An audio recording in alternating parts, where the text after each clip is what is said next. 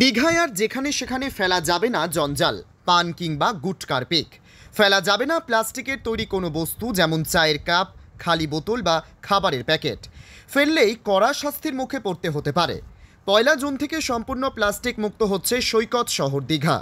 বিশেষ করে জগন্নাথ মন্দির চত্বরে পান ও গুটকার পিক ফেলা নিষিদ্ধ হচ্ছে। ইতিমধ্যেই দীঘা শঙ্করপুর উন্নয়ন পর্ষদের অফিসে এ বিষয়ে উচ্চ পর্যায়ের বৈঠক হয়।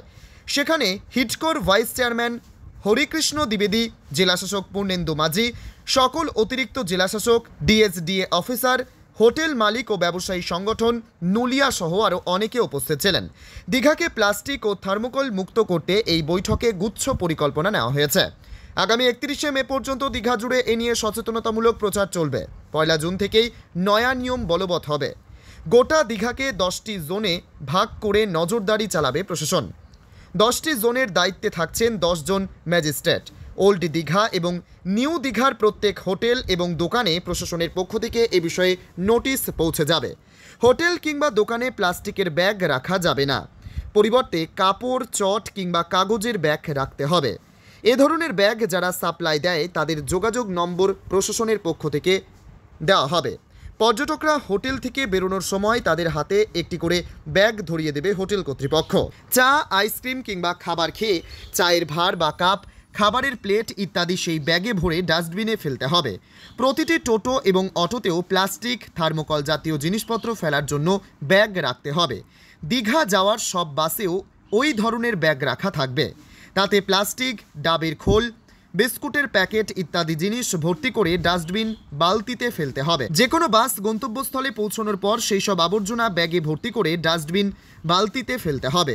দীঘার বিভিন্ন পয়েন্টে পুলিশ থাকবে। পুলিশ যাত্রীবাহী বাসে নজরদারি চালাবে। বাসের ভেতর প্লাস্টিক ছড়িয়ে ছিটিয়ে পড়ে আছে নাকি ব্যাগে ঢোকানো হয়েছে তারও নজরদারি করবে পুলিশ। গত 30শে এপ্রিল দীঘায় জগন্নাথ মন্দিরের উদ্বোধন হয়েছে। মন্দির দর্শনে হাজার হাজার পুণ্যার্থীর সমাগম ঘটছে। আশ্চর্যের বিষয় হলো মন্দির চত্বরে পান, গুটকার পিক ফেলা হচ্ছে বলে উঠেছে অভিযোগ। পুণ্যার্থীরা যাতে এ ধরনের কাজ না করেন তার জন্য প্রশাসনের পক্ষ থেকে আবেদন জানানো হবে। 1 জুন থেকে এরকম কাজ করলে কড়া শাস্তি পেতে হবে। দীঘা জুড়ে স্টেশন, বাস স্টপ, অটো ও টোটো স্ট্যান্ড সহ বিভিন্ন জায়গায় সবুজ ও নীল রঙের 2টি করে ডাস্টবিন বালতি রাখা হবে। একটিতে পচনশীল এবং অপরটিতে অপচনশীল বর্জ্য ফেলতে হবে। প্রতিদিন সেই সব বর্জ্য সংগ্রহ করে ডাম্পিং গ্রাউন্ডে নিয়ে যাওয়া হবে। সি বিচ বরাবর 46 জন গ্রিন গার্ড থাকবে। তারা প্লাস্টিক, চায়ের ভার কিংবা খাবারের প্যাকেট পড়ে থাকতে দেখলে সঙ্গে সঙ্গে তুলে ডাস্টবিন বালতিতে ফেলবে।